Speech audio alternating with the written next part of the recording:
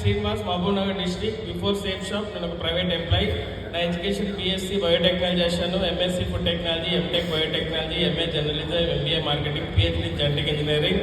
9 years job చేసిన. ఫారెన్లో కూడా జాబ్ వచ్చింది కానీ వెళ్ళలేదు. అదే టైంలో సేఫ్ షాప్ దొరికింది. 2,000 రూపాయలు వస్తే చాలా నెలకు అనుకోండి సేఫ్ షాప్లో జాయిన్ అయినాం. బట్ 2,000 కాస్త ఎక్కడికో వెళ్ళిపోయింది. సేఫ్ షాప్ ద్వారా అచ్చుమల్ల విషయానికి వస్తే చాలా తీసుకున్నాం. ఫస్ట్ ఫారెన్ టూర్ పోయించినాం. పోయిన తర్వాత బిజినెస్ డెప్త్ అర్థమైపోయింది. ఫారెన్ పోయించిన తర్వాత నిద్ర పట్టలే, జాబ్కి వెళ్ళాలనిపించలే. దాని తర్వాత ఫుల్ టైం డెసిషన్ తీసుకున్నా 2017 జనవరి 17 నుంచి. ఇప్పటి వరకు బిజినెస్లో చాలా ఫైనాన్షియల్గా చాలా తీసుకున్నాం. ఫస్ట్ మారుతి సియాజ్ కార్ తీసుకున్నాం. దాని తర్వాత ఫారెన్ టూర్లు కంటిన్యూగా ఎవ్రీ 3 months ఒకసారి ఫారెన్ టూర్ పోవడం. అలా చేస్తూ రూబీ అయ్యాం, డైమండ్. ఆ మధ్యకాలంలో యాపిల్ ఫోన్, దాని తర్వాత ఫారెన్ టూర్ వెళ్ళడం జరిగింది. దాని తర్వాత డైమండ్ అయ్యాం. డైమండ్ అవుతూ 1 కోటి రూపాయల ఇల్లు కూడా జరిగింది హైదరాబాద్లో. అలా కంటిన్యూ చేస్తూ ఊర్లో మాకు ఇల్లు లేకుండే, పెంకుటిల్లు ఉండే, మట్టి గోడలు. వర్షం పడితే 20 గిన్నెలు పెడుతుండే మా ఇంట్లో. అలాంటి ప్లేస్లో మళ్ళీ ఇల్లు కట్టినాం. తర్వాత ఈరోజు సేఫ్ షాప్ ద్వారా 20 దేశాలు వెళ్ళడం జరిగింది.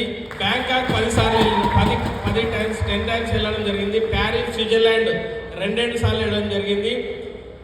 రీసెంట్గా లండన్, స్కాట్లాండ్ వెళ్ళినాం, స్పెయిన్ వెళ్ళినాం, Dubai, Mauritius,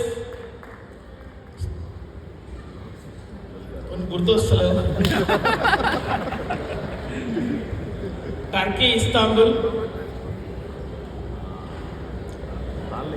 Vienna, Hungary, Budapest, Slovakia, చెక్ రిపబ్లిక్, ఇంకా చాలా మధ్యలో చాలా రోజులు అయింది పోయి కొన్ని గుర్తు. నెక్స్ట్ సింగపూర్, మలేషియా క్రూజ్ షిప్లో వెళ్తున్నాం. గ్రేట్ విషయం ఏంటంటే నేను వెళ్ళడం మ్యాటర్ కాదు, మా వైఫ్ను కూడా 6 దేశాలు తీసుకెళ్ళిన. వైఫ్ను తీసుకెళ్ళడం పక్కన పెడితే 1 year 1.5 yearలో ఉన్న బాబును ప్యారిస్, స్విట్జర్లాండ్ -20 degrees టెంపరేచర్లో ధైర్యం చేసి తీసుకెళ్ళాం. మా ఇంట్లో వద్దని చెప్పింది, చిన్నపిల్లగాడు ఎందుకు తీసుకెళ్తామని. అది కమిట్మెంట్, తీసుకుపోయి తీసుకురావాలి. అదే నాకు కమిట్మెంట్. పెద్దగైనాక అందరు తీసుకెళ్తారు, బట్ చిన్నప్పుడే తీసుకెళ్ళదు. రికార్డ్ అవ్వాలనుకున్నా రికార్డ్ అయింది. అది కాకుండా మా పేరెంట్స్ వాళ్ళు కూడా ఫ్లైట్లో తీసుకెళ్ళినాం. 32 మంది ఫ్లైట్ ఎక్కించిన సేఫ్ షాప్ ద్వారా. ఈ జర్నీ కంటిన్యూ అవుతుంది. ఫారెన్ టూర్లు అంటే కామన్ అయిపోయింది, బట్ ఇప్పటివరకు 20 countries వెళ్ళి వచ్చినాం సేఫ్ షాప్ ద్వారా. గ్రేట్ విషయం ఏంటంటే టోటల్ ఫ్యామిలీలో ఎవరు ఎన్నిసార్లు ఫ్లైట్ ఎక్కలేదు. నేనైతే నాకు గుర్తే లేదు, ఒక 500 సార్లు ఫ్లైట్ ఎక్కించాడు సేఫ్ షాప్ ద్వారా. అది కాకుండా 1,10,00,000 పెట్టి 1.5 year 2 సంవత్సరాల ముందే మెర్సిడీస్ బెంజ్ కార్లో తిరుగుతున్నాం.